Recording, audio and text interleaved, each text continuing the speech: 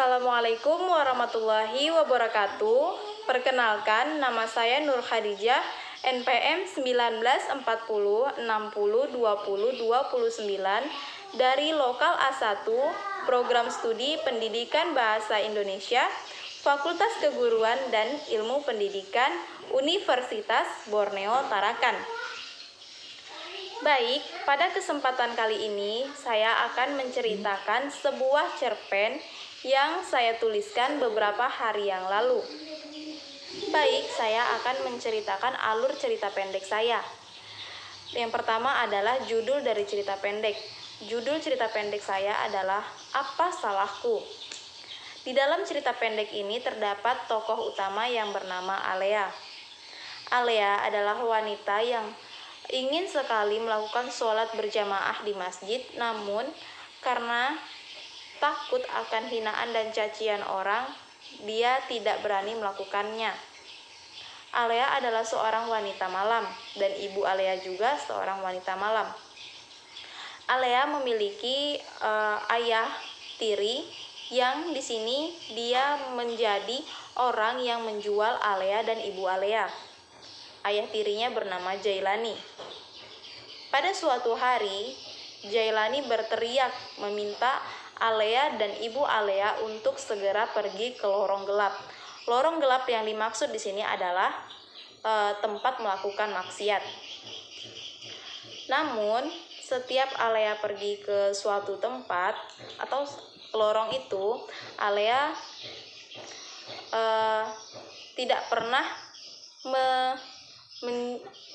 menjajakan dirinya atau menjualkan dirinya kepada lelaki yang ada di sana. Setiap ada lelaki yang ingin mendekati Alea, akan pergi meninggalkan Alea setelah berbicara dengan Alea.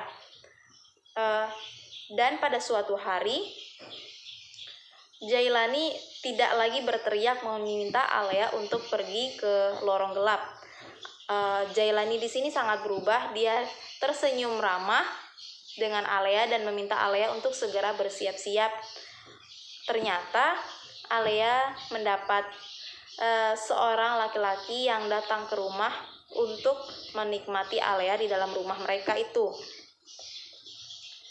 Lelaki ini adalah seorang ustadz. Ustadz namanya di sini adalah Ustadz Ahmadi.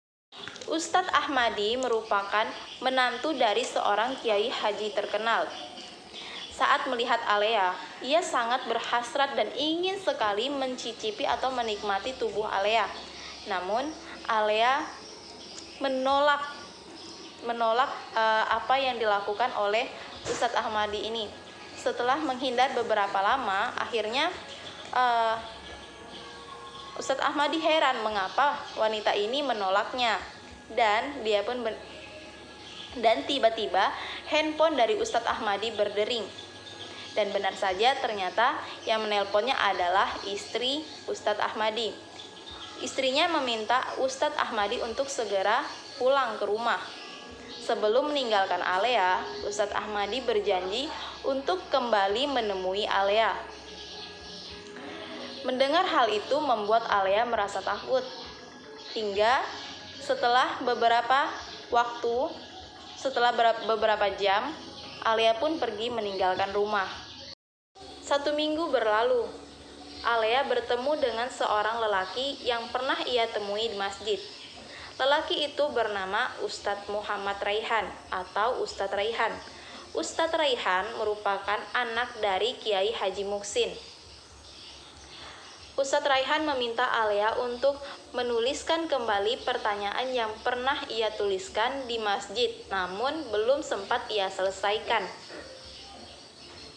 Dan Alea pun menyelesaikan pertanyaannya. Dan Ustadz Raihan berjanji akan menjawab pertanyaannya di besok malam. Dimulai dari sinilah pertemuan Ustadz Raihan dan Alea.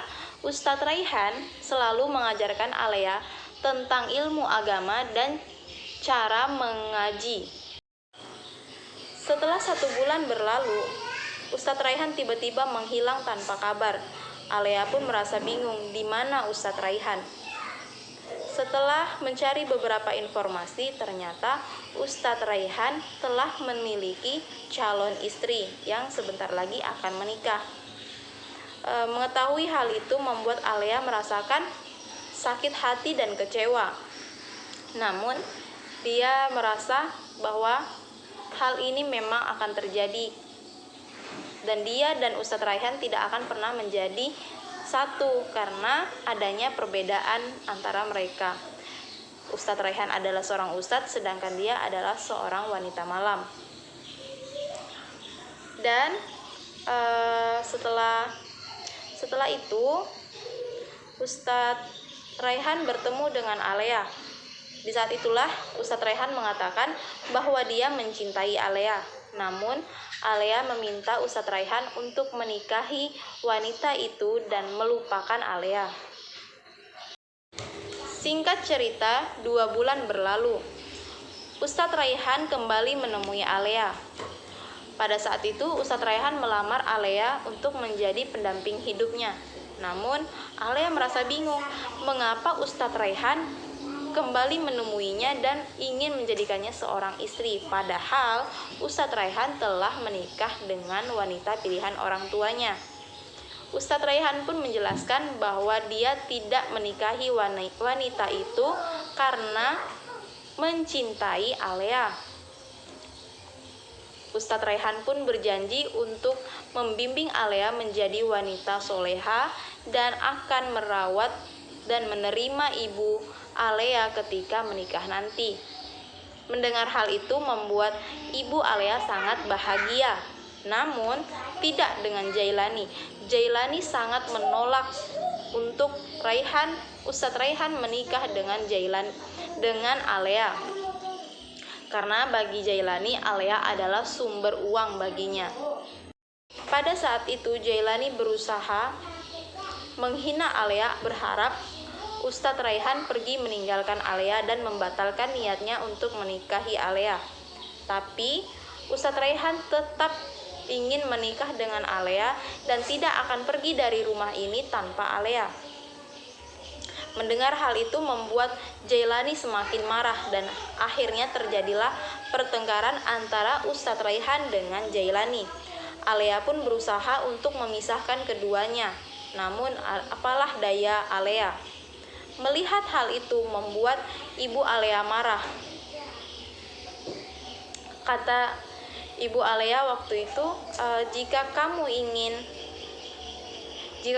menginginkan Alea, maka berikan uang kompensasi sebagai jaminan sebanyak 50 juta.